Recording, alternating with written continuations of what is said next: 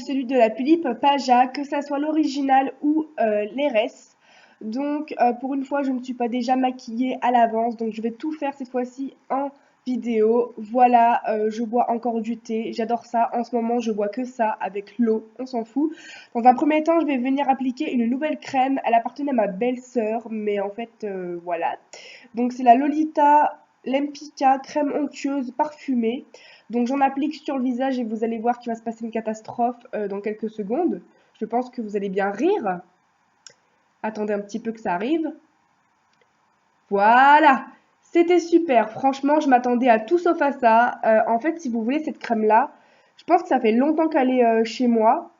Et du coup, en fait, quand on appuie sur la crème pour que ça sorte, en fait, ça, comment dire, ça ne se retient pas en fait. Dès qu'on appuie dessus, ça lâche. Bref. Donc voilà, je vais venir appliquer et étaler la crème sur mon visage avec mes mains, comme d'habitude. Donc si je deviens rouge, c'est normal. Voilà.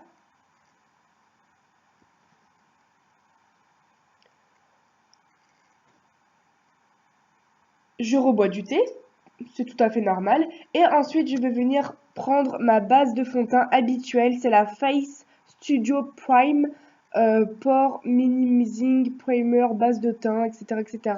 La 10 de chez Maybelline New York. Donc je l'applique au doigt et après je vais venir étaler la matière sur mon visage pour la faire pénétrer dans ma peau. Donc je fais tout ça au, j'allais dire ralenti, mais pas du tout. Ensuite, comme fond de teint, je vais venir utiliser mon fond de teint en général habituel de la marque Couvrance. C'est un correcteur de teint, fond de teint correcteur fluide en teinte 2.0 que j'applique sur mes grosses imperfections et que je vais venir étaler avec un Beauty Blender qui est une copie encore une fois. D'ailleurs, il est défoncé mon Beauty Blender, faudrait peut-être que je m'en rachète un neuf et un vrai, mais ça coûte cher.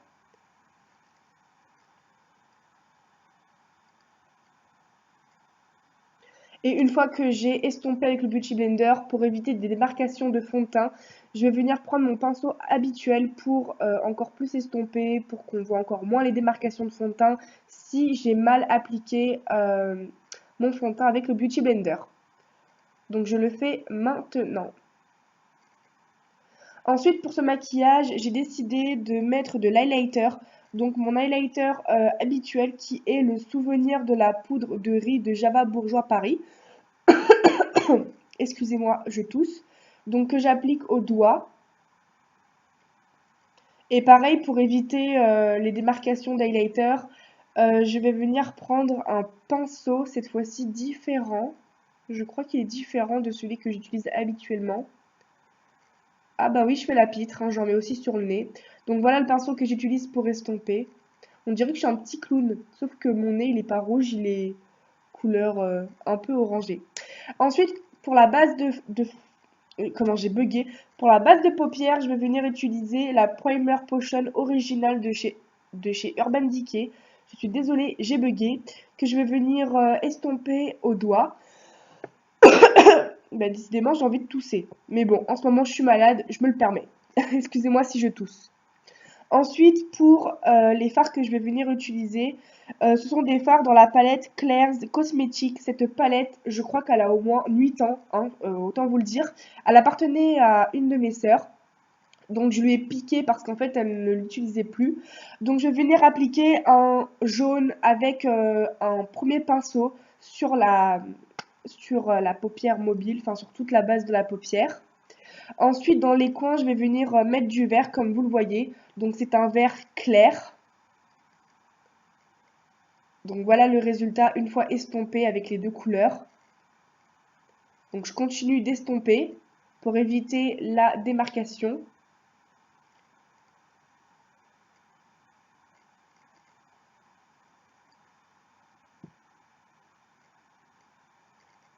Ensuite, la Philippe Paja, elle a de l'orangé dans le fard.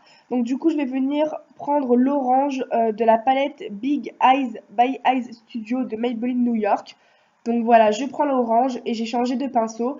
Donc là, je l'applique vraiment aux extrémités et je l'ai très mal positionné. Même en estompant, c'est vraiment très moche. Je tousse une dernière fois. Ensuite, par rapport aux lèvres, pareil, je n'ai pas de rouge à lèvres orange, donc je vais venir utiliser l'orangé de cette petite palette de la marque Max et More Eyeshadow Quartro Mini que j'ai eu dans le calendrier de l'Avent chez Action. Donc voilà, le maquillage est terminé, j'espère qu'il vous aura plu et je vous dis à plus.